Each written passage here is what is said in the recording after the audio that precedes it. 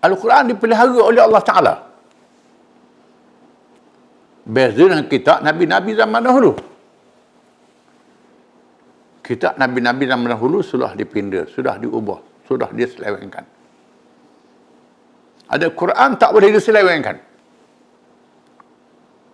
Kalau ada orang nak cuba selewengkan Quran, dia dedahkan. Dipelihara oleh Allah Ta'ala. Bukan saja dipelihara dalam tulisannya, dipelihara juga melalui hafazannya. Ada orang yang hafal Quran, tak boleh seleweng nak tafsirkan Quran. Walaupun ada orang nak paksa ulama-ulama tafsir Quran ikut hawa nafsu, dia dedahkan oleh Allah Ta'ala. Dipelihara ilmunya oleh Allah Ta'ala sehingga hari kiamat. Bukan sahaja dalam kitab-kitab yang ditulis, termasuk dalam dada para ulama. Dan Allah buktikan mukjizat Al-Quran itu adalah benar melalui kisah-kisah zaman dahulu yang disebut dalam Al-Quran. Hukum-hukum yang disebut dalam kitab-kitab zaman dahulu. Kisah-kisah yang disebut dalam Taurat,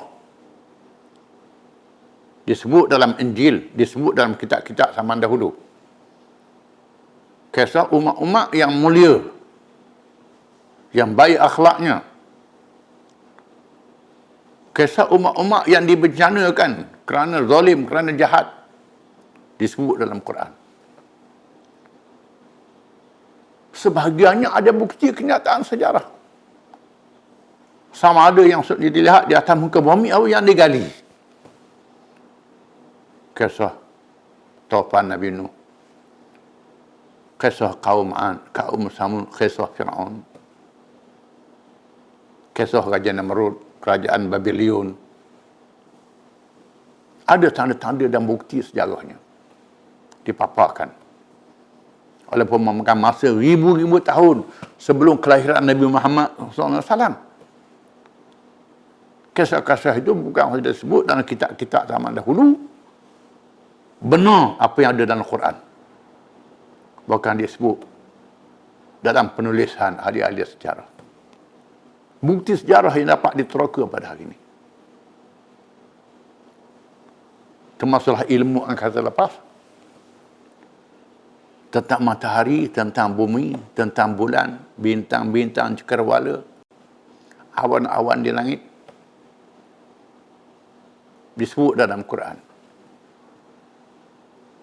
Pada masa Quran diturunkan, tidak ada lagi alat-alat yang canggih. Hari ini ada alat-alat yang canggih. Pernah sebelum ada alat-alat ini, kalangan saintis angkasa lepas membohongi Al-Quran, menafikan kenyataan Quran. Hari ini mereka mengaku benarnya Quran, peredaran matahari, bintang dan sebagainya. Mendedahkan ilmu angkasa lepas yang dinyatakan oleh Quran itu adalah benar.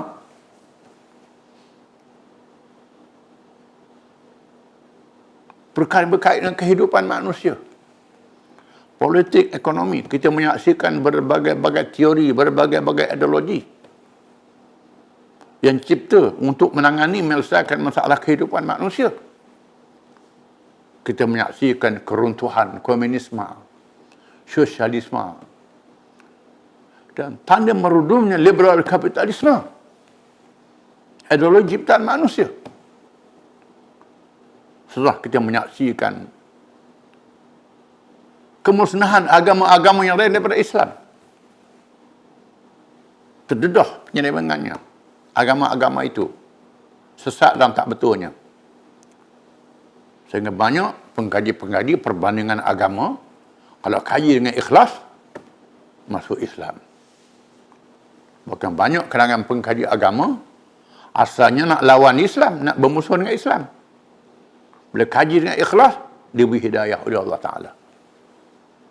Benarlah firman Allah Ta'ala, وَالَّذِينَ جَاهَدُوا فِينَا لَنَهْدِيَنَّهُمْ سُبُلَنَا.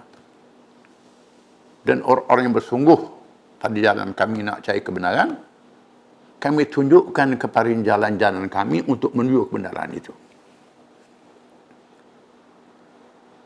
Banyak kalangan padri yang mengkaji dengan ikhlas masuk Islam.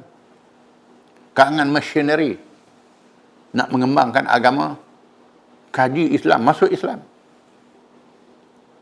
Kalangan saintis yang menerompong angkasa lepas, baca terjemahan Quran, masuk Islam. Menunjukkan benarnya ilmu Al-Quran itu. Oleh kerana itu, maka percayalah. Perkara yang gaib, yang tak boleh dikesan, seperti malaikat, roh, jin, syaitan, dan lain-lain. Dosa dan pahala. Termasuklah tentang hari akhirat yang akan datang, janji yang benar daripada Allah. 100% benar. Tunjuk Quran adalah benar. Kita mesti percaya. Ini mukjizat Al-Quran yang tak ada pada kitab yang lain.